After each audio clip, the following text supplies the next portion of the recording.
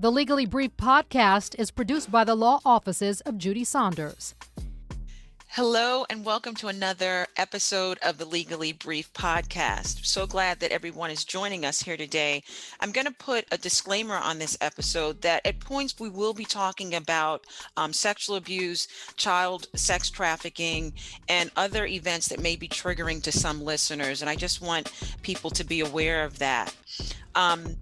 So today I have the absolute pleasure to have Vanessa O'Brien on the show, and we're going to really look at and talk about trauma. We're going to talk about how we can holistically address that. And that falls in really in line with my mission as a practitioner, as an attorney. I don't just represent individuals who are dealing with sexual, physical, and emotional abuse. It's also part of my vision, and what I want to do is to heal this part of the world where I'm working, heal my corner and the people that I come into contact with. So while I don't just offer legal services, I really want to think of how we can make people aware of the things, the traumas, the different forms of child abuse, and ways that listeners can get resources that can heal them and help them move through and manage trauma. That brings me to Vanessa and what Vanessa does. She is a wife, she's a mother, she's an entrepreneur, and if you know anything about the show, I don't do very long resume intros when I have a guest. I really feel that listeners benefit the most by us diving right into the conversation and getting the best out of what the guest may bring. What I do and is a practice on the show is that instead of asking a guest to just recite blindly their resume and their credentials, I like to do what I call a little bit of an icebreaker.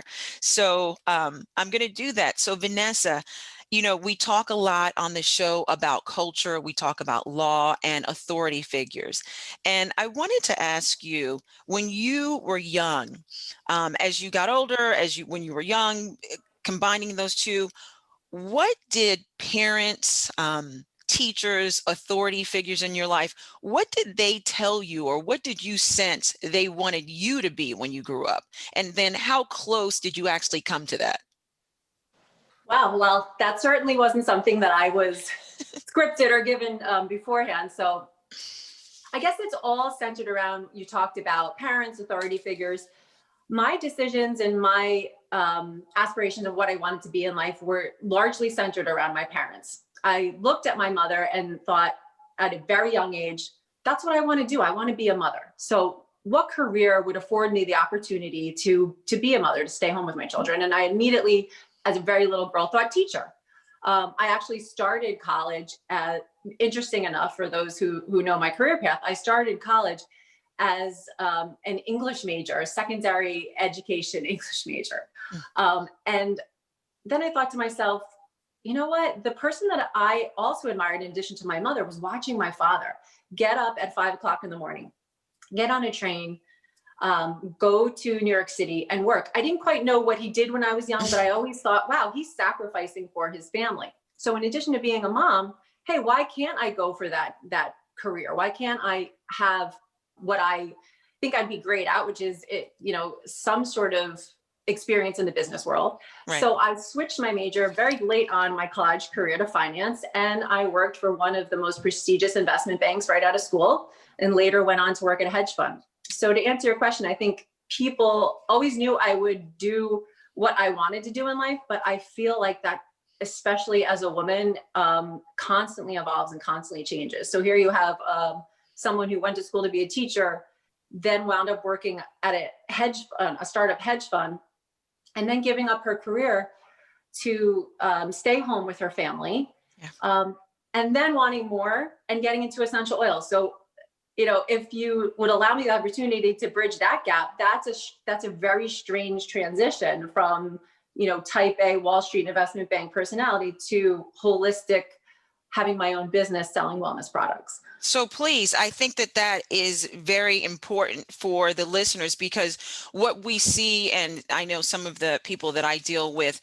there are specific events. There's bright line markers in life, be it through tragedy, be it through trauma, something that someone does to you or happens to you that can really change the course of your life. And it sounds like you had one of those bright line markers in your life that took you from Wall Street took you to now being an entrepreneur and working in this business. So can you talk to us about that?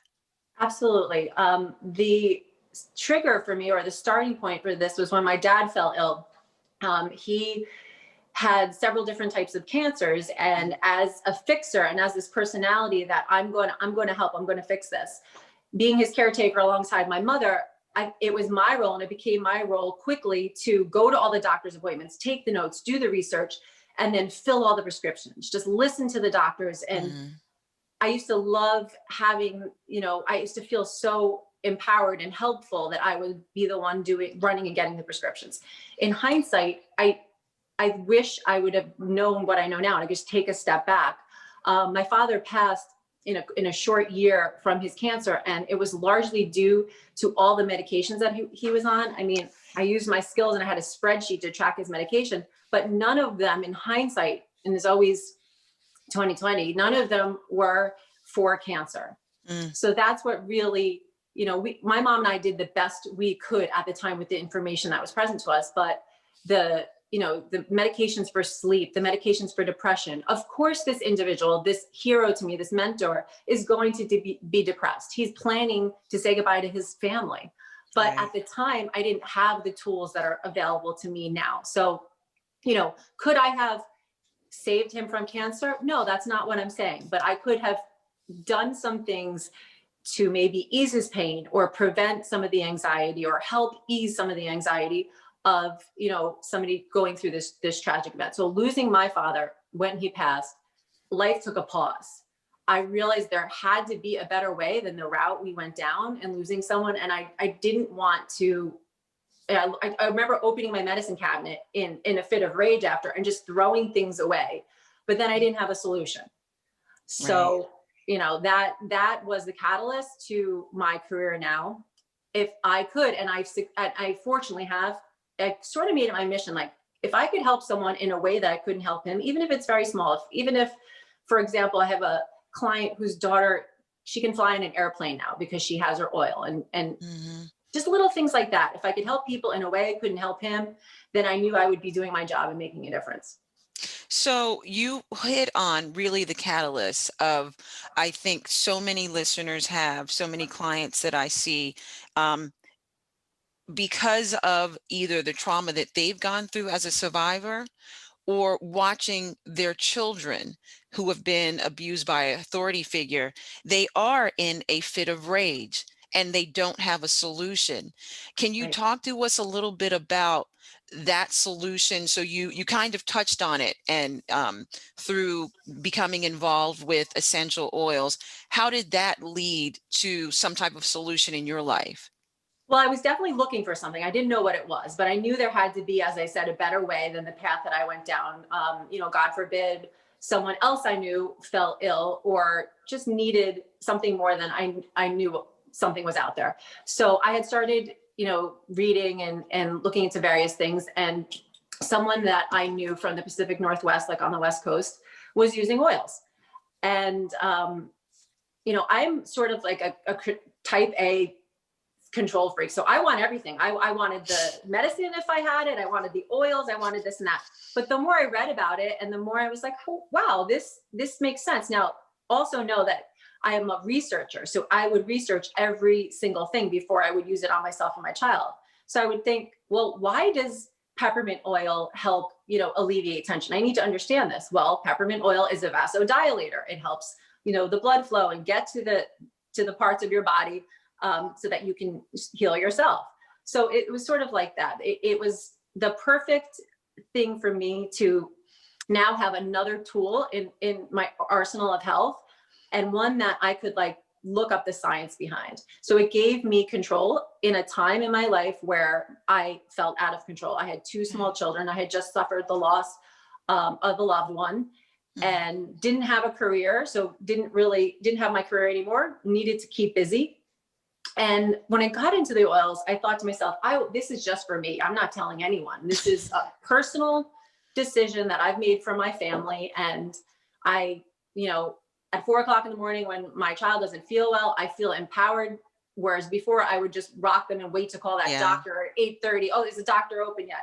I still call the doctor, but now I know I have the tools to sort of ease the pain or ease what's going on until I can get that solution. So it was definitely a comforting factor. And then I was like, well, why am I keeping this to myself? So friends would come over and I'd say, well, you should try this, or you should, if you're into it. If you're not into it, it's fine. This is all new. So that's sort of the segue into the oils. And then it just started spreading like wildfire because people knew me and they trusted me and they knew that I wouldn't do something haphazardly or just, rub something on my children or diffuse something in my home unless I really knew what I was getting into. So it was control during an uncontrollable time. And also filling the void as a working woman, needing something to do and researching. I used to spend 3 hours a night reading about holistic, healing practices.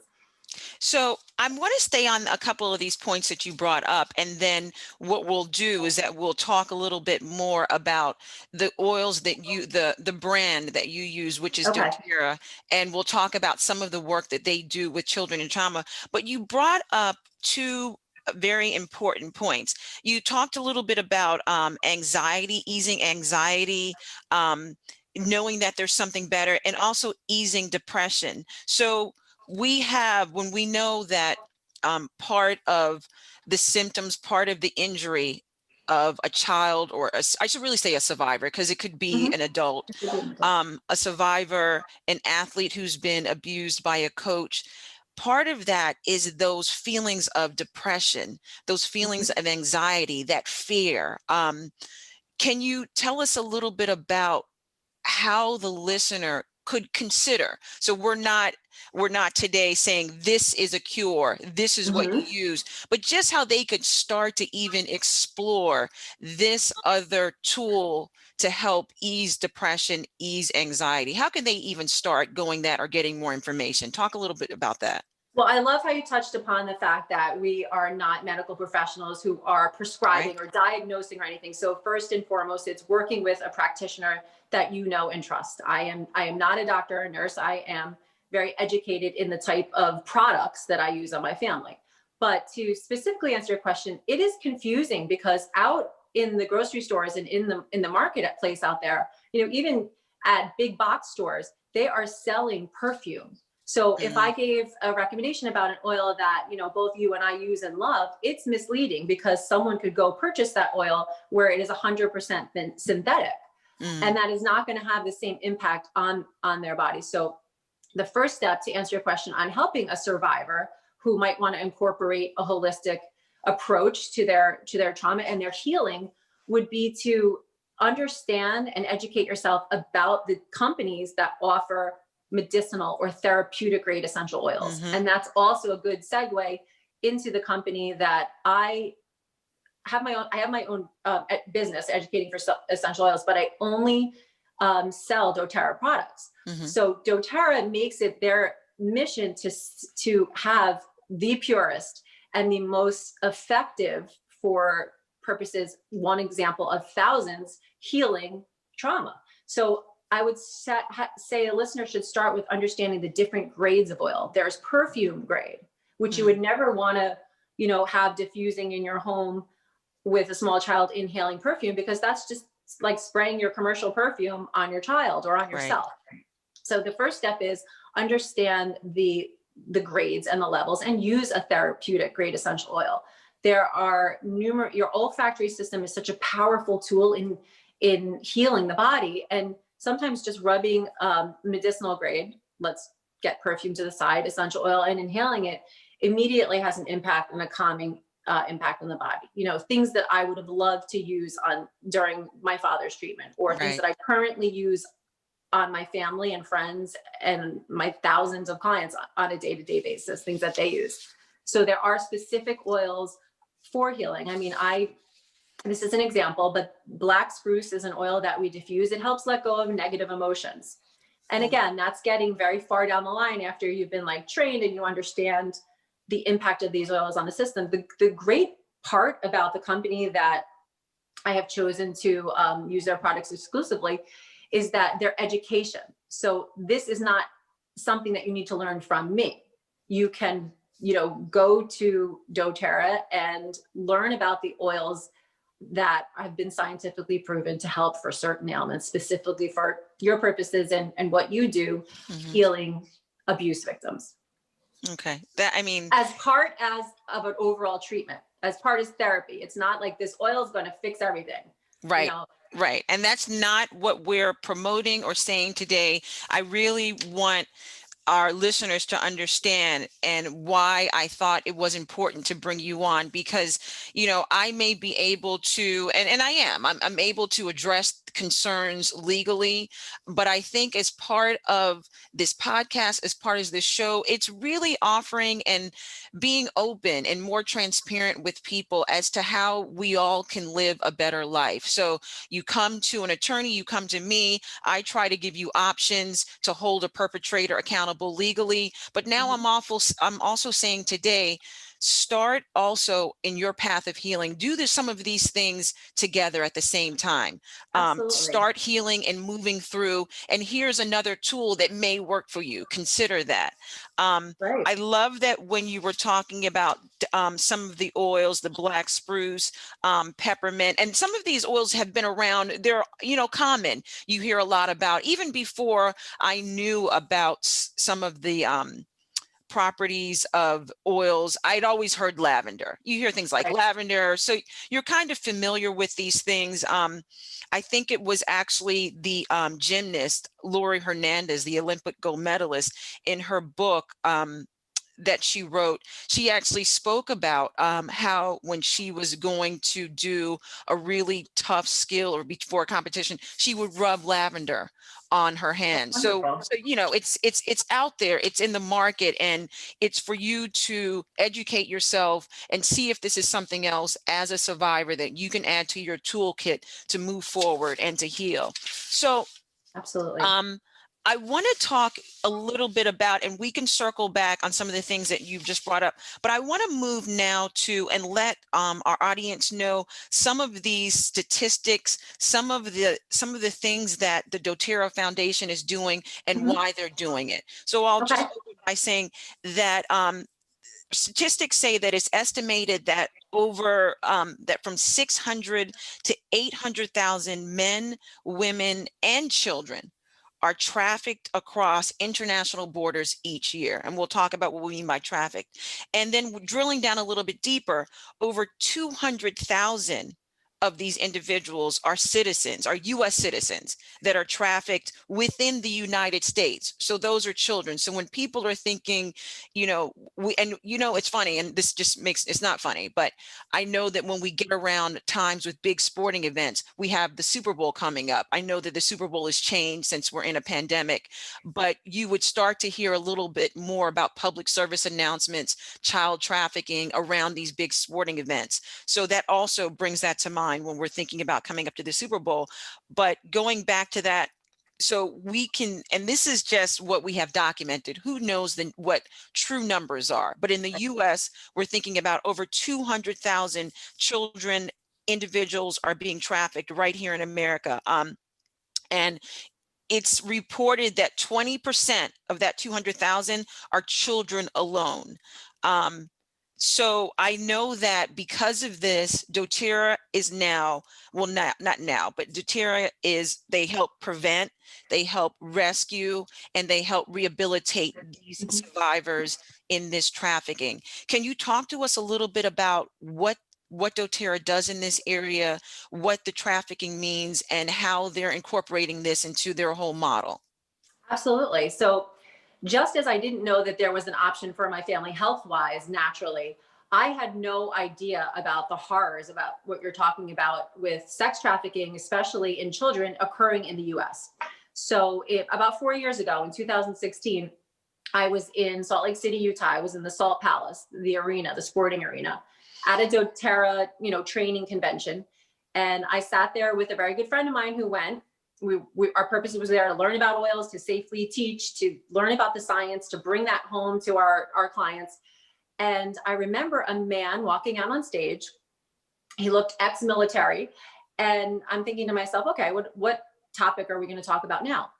And he calmly said to us, I want you to look around this arena. It holds thousands, but there's probably, at the time of 2016, there was about 15,000 of us. And he said, I want you to multiply that number, the 15,000, by, I think at the time it was like 4 or 5. And that is how many children are currently sex trafficked in the United States. And my jaw dropped, because this man, who I later learned was an individual by the name of Tim Ballard, who started Operation Underground Railroad, OUR, for the purpose of rescuing sex trafficked children all over the world. So this man, who I thought I was there to learn about oils, taught me about something that I thought was another country's problem. I thought this only happened in other countries. How could the country that is such a developed world experience this problem to the tune of hundreds of thousands of children? And as thinking about the children that are our own children that we left at home to go to this convention, the tears just started welling up, because how could anyone harm a child but to the tune of that number, like right in the states that we live in? So that was my first introduction to this tragedy, to this horror that occurs under our noses on a daily basis. And that's when I started to realize, wow, I'm actually part of a company that is changing the landscape of the world. And we'll talk about how they do that just on a day-to-day basis on the ground, but also specifically with sex trafficking individuals. And so, your purpose and what you do with your career. doTERRA has a separate foundation. It's called the Healing Hands Foundation.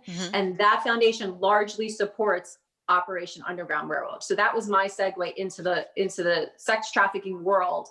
And something that I love, the fact that when I'm, using an oil or grabbing an oil, I know like the backstory of that drop of oil, if you will. So example, there's a hope oil. 100% of the profits from doTERRA selling this hope oil go to sex trafficking. They go to, their foundation made that commitment.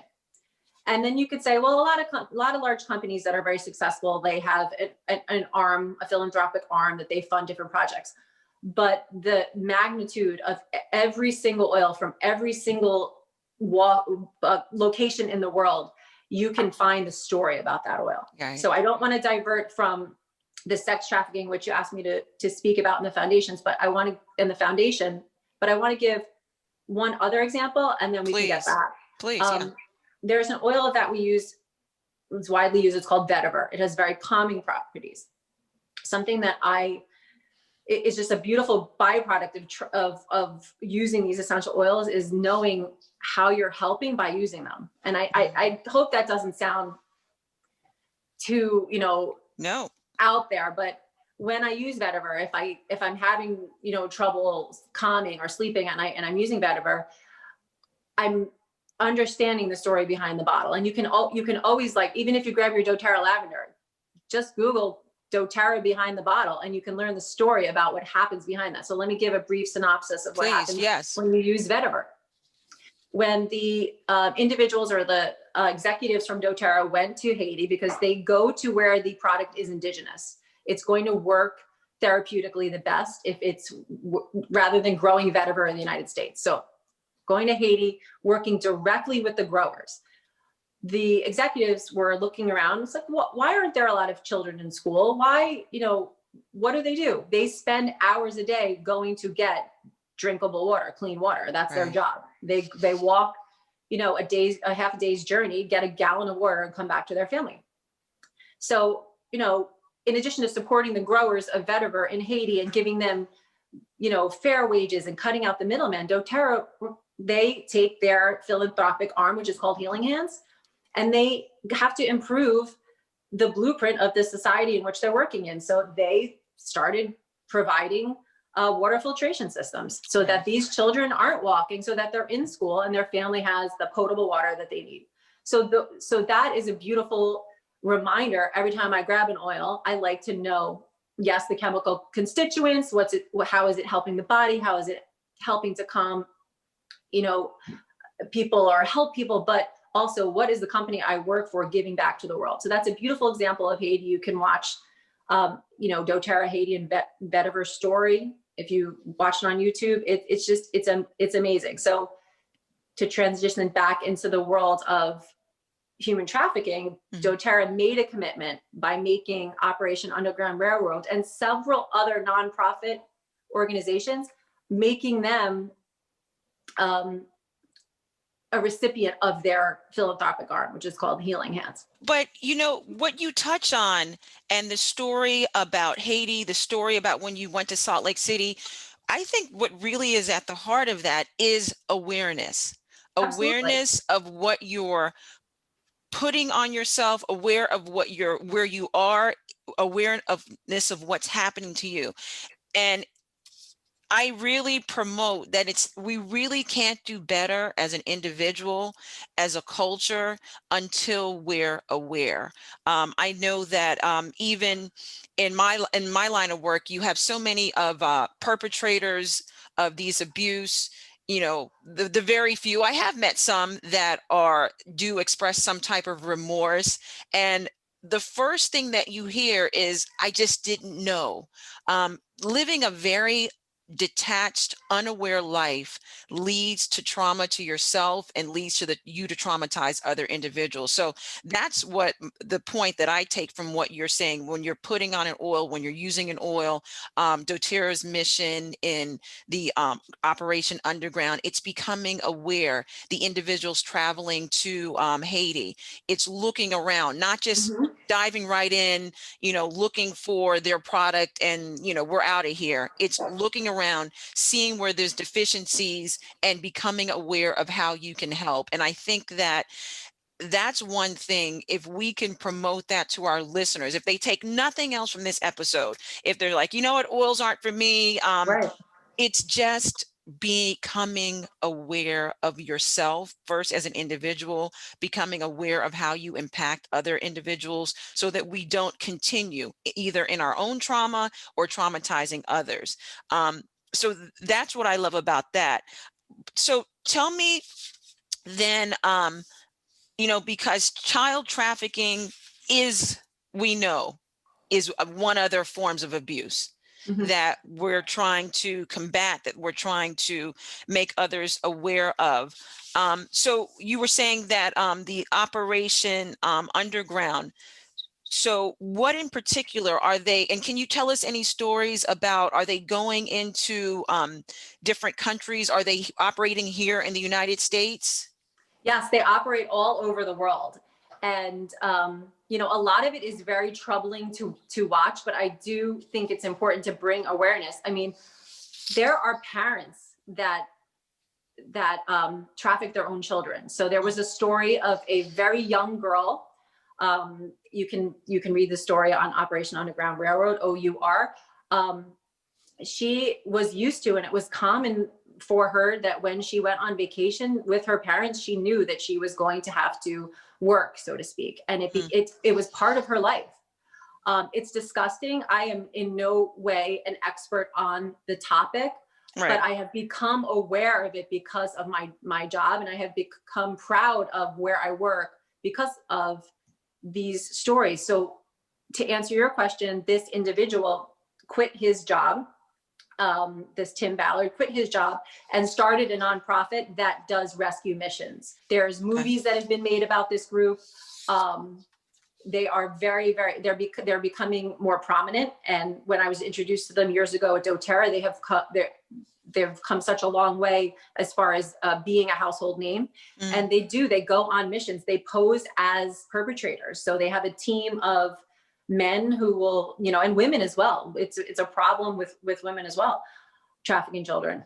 They'll go in and pretend that they're purchasing children in foreign countries, and it's a sting operation. And they go in and arrest everyone. And they work with local government officials. They are not, employed by the government, which you can read about.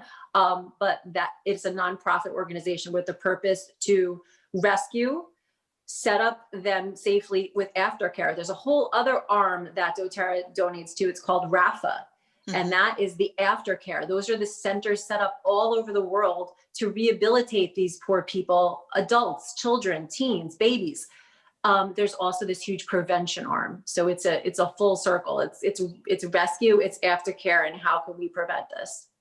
I love that model. I love that model. And on a smaller scale, that's what I know individuals need. They not only need the law, they not only need to hold abusers accountable in the courts. You need that aftercare. You need that support. You need your you need a community. Many times, Vanessa, when you have individuals, and I'm sure that it's analogous to what happens in the whole situation with the child trafficking, you speak out, you use your voice, you lose your community, whether that was individuals that are around you, because now you're disrupting, you're going against. So I think that that's beautiful that doTERRA would then have a whole separate arm to kind of welcome them into a more healthy community as they try to move through and manage this trauma. So, I mean, we touched on a lot. I want to say, because I know that you have your wealth of information. Is there anything that I'm forgetting to ask? Anything that you think it's important for the listeners to know about managing, dealing with trauma, and if they want to consider using oils as part of their toolkit, so to speak, as they deal with this type of, you have the effects of depression, anxiety. I also, know that some survivors suffer sleep loss. If we speak specifically about our listeners who are elite athletes, it's, managing that intense stress, Right. Dealing with issues of, having to think about being body shamed. What can you tell them? Is there anything that I'm forgetting, and anything that you think that oils can be part of their healing process? Absolutely. I think there's a few things to touch upon. The first is that they're not alone. So doTERRA has a number of professional athletes using their products to ease the stress of it, right? A number of people who have suffered emotional, physical abuse using their products. I think that, knowing that they're not alone, but also knowing that you need somebody that you can trust to guide you in this. Right. I am happy to help any of your listeners, but for me, this isn't about sales, it's about awareness. So finding someone you trust, and I think that's why I've been successful in my holistic, teaching practices, is because there's jokes that people will say, well, Vanessa told me I couldn't buy that. She undersold me. She told me that I'm not allowed to buy that now. And that's because if you have a sales job that is from a place of like affecting change and caring, it's a totally different model. I've never really had to pick up the phone and be like, hey, do you want to learn about oils? I've never had to impose. So I guess the point is, if your victims or if your clients as victims, someone's preying upon them because they're vulnerable, that's not the right time. They have to reach out and work with someone that they trust. I think that's the most important thing, because I know so many people call me, well, I'm going through a tough time and someone told me to use this cream and that cream. That's the worst time to make a decision. It has to be when you're looking for that and you're going out and making the right step rather than reacting. So know you're not alone. Make the first step. Don't listen to the first person that says they can help you. And also know that finding a product with a company based on service is important, because then not only are you helping yourself, like I was 8 years ago when I got into essential oils, but now I can pay that forward and help somebody else. So that's important. So I'm able to help myself and my family for the last 8 years, but I also am able to help others, which is so important. Listeners might be sitting there thinking, how can I help sex trafficking? I live in, comfy, cozy life in the suburbs. Everyone's happy and healthy, thank God. You can help in the smallest of ways. I mean, there's a button that I click every time I order from my company that's donating $1 to Healing Hands. Right. if that's all I can do that day, that's all I can do. Right.